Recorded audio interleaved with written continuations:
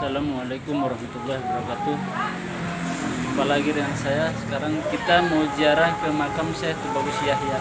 Bisa kita lihat kalau dari arah sana ini dari Pasar Cimeng. Nah, kalau dari arah sana ini bisa tembus ke Lempasing.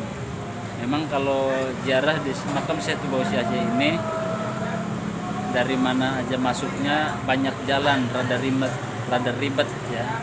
Banyak gang-gang jalan-jalan, mau dari arah Lempasing, mau dari arah Pasar Cimeng, itu banyak sekali jalan-jalan tikus gitu. Kalau yang belum pernah ke sini, patokannya satu, ke Pasar Cimeng, nanti di situ tinggal tanya-tanya. Dan ini makamnya yang luar biasa. Ini di dalam makamnya, makam Syekh Tubagus Yahya adalah di dalam. Nah, gitu ya. Dan di sini tempatnya enak di dalam. Dan di sini ada kantinnya juga, ada warungnya. Nah, kebetulan saya juga lagi pesen kopi ini. Ini ada kantinnya ini, pesen kopi. Kita ngopi dulu. Nah, di sini juga tempat istirahatnya, wah luar biasa. Jadi pengunjung yang dari jauh, yang rombongan bisa istirahat dulu di sini boleh. Bahkan yang jarah-jarah di sini ini dari luar Lampung, dari Bandung, dari Jawa Tengah, dari mana-mana banyak yang jarah. Saya sering berjumpa yang penjara-penjara dari Jawa, kadang 2 bis, 3 bis jarah ke sini, termasuk ke Syekh Tubagus Mahdum yang di wali-wali sini. Dan di sini ini masih tempat kita santai. Kalau yang rame-rame 2 bis, 3 bis di sini enak. Ini tempat santai. Ini kamar mandi, kamar WC. Dan di sini musola. Ini musola. Dan ini rumah pemakaman di dalam makam keramat Syekh Tubagus Yahya. Assalamualaikum warahmatullahi wabarakatuh. Jadi di dalam ini posisinya memang luas. Di makam Syekh Tubagus Yahya ini luas dan banyak di sini makam-makam. Dan ini makam Syekh Tubagus Yahya.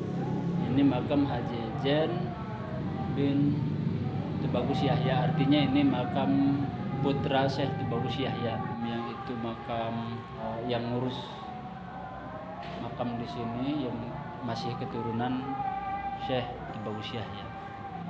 Baiklah, kita ziarah dulu. Jadi kekaromahan Syekh Tubagus Yahya ini adalah untuk pengobatan, tetapi ya, banyak yang jarah di sini, berbagai macam hajat, wasilahnya jarah, silaturahim jarah ke Syekh Tubagus Yahya di sini. Tapi kita tetap memohon kepada Allah, meminta kepada Allah, tidak ada yang lain, hanya kepada Allah kita meminta. Tetapi dengan berkah karomahnya para wali yang kita ziarahi, insya Allah doa kita cepat dikabul, cepat hasil maksud. Syekh Tubagus Yahya ini karomahnya dominan di pengobatan. Bahkan kan kalau menurut cerita itu Bagus Samun ya, rumahnya yang di Gunung Mastur itu, beliau dulu waktu masih muda rajin jarah di sini dan sering banyak tidur di sini di makam. Akhirnya dengan karomah wali Allah kita hasil maksud. Tapi kita minta kepada Allah, kita datang ke sini silaturahim dan kita minta doanya kepada wali Allah, karena wali itu tidak mati. Jadi wali mendengar apa doa kita, wali mengetahui apa maksud kita. Kemudian kita minta didoakan kepada para wali agar maksud-maksud kita, hajat kita cepat dikabul oleh Allah. Tetap minta kita kepada Allah Subhanahu wa taala. Jangan sampai yang jarah berdoa memintanya kepada makam-makam wali. Jangan, minta kepada Allah. Tapi dengan pelantara kita berzikir, baca Yasin dan yang lainnya, kemudian kita doakan wali-wali yang kita ziarahi dan kita minta doanya kepada para wali. Mudah-mudahan semua itu hasil maksud kita dengan wasilah, dengan berkah karomah para wali yang kita ziarahi.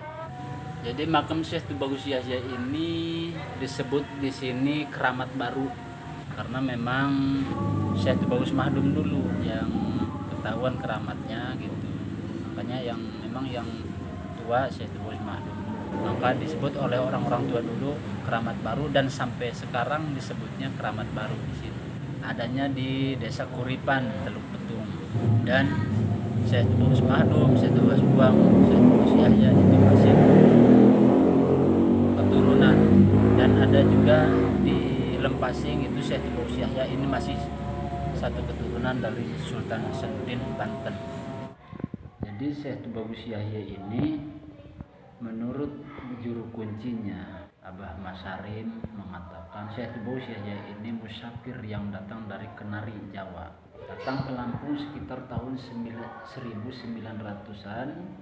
Nah, pertama datang beliau menetap di rumah Haji Yusuf. Setelah itu Syekh Tubus Yahya ini gemar syiar Islam untuk agama dan untuk kemerdekaan juga. Saat giat-giatnya menyebarkan Islam sekitar tahun 1930, Syekh Tubus Yahya yaitu wafat, meninggal karena sakit. Setelah meninggal itu, makam Syekh Tubus Yahya ini sempat digali oleh orang-orang Belanda. Karena apa? Karena orang Belanda ingin meyakinkan bahwa Syekh Tubus Yahya ini sudah meninggal apa belum. Karena dia was-was, karena kegemarannya Syekh Tubus Yahya ini syiar Islam untuk kemerdekaan juga. Jadi was-was Belanda ini kalau takutnya Syekh Tubus Yahya ini memang belum meninggal. Akhirnya digalilah makam Syekh Tubus Yahya itu. Nah, setelah digali, kemudian keluar pancaran cahaya yang menyilaukan dari kuburnya Syekh Tubus Yahya. Nah, maka seketika itulah orang-orang Belanda yang menggali itu langsung bergegas meninggalkan makam. Akhirnya sampai sekarang, dan dulu ketika setelah meninggal Syekh Tubus Yahya, terdengar oleh anaknya yang namanya Haji Ayem dari Jawa. Akhirnya datang anaknya Haji Ayem meneruskan perjuangan orang tuanya yaitu Syekh Tubus Yahya, syiar Islam juga, mengajar, meneruskan pondok pesantren. Namun Haji Ayem pada tahun 1950 Haji Ayem pun meninggal dunia. Nah, maka yang di sebelah bagian kepala Syekh Tubus Yahya itu, bagian atas kepala makam, nah itulah makam Haji Ayem, yaitu anaknya Syekh Tubus Yahya. Dan kemudian di sebelahnya itu dua makam juru kuncinya yang disebut kata kita kuncennya, yang sebagian itu santrinya. Jadi itulah sejarah singkat Syekh Tubus Yahya yang memang getol memperjuangkan agama syiar Islam dan demi kemerdekaan juga. Alhamdulillah sampai sekarang pengunjung penjara dari mana-mana. Mungkin cuman segitu sejarah singkat yang saya ketahui. Mungkin ada yang lebih tahu lebih, silahkan. Tujuan saya memposting ini adalah agar penggemar-penggemar penziarah waliullah tahu di mana tempat-tempat makam wali-wali Allah yang di Lampung, dan mudah-mudahan bisa ke daerah Jawa nanti. Assalamualaikum warahmatullahi wabarakatuh.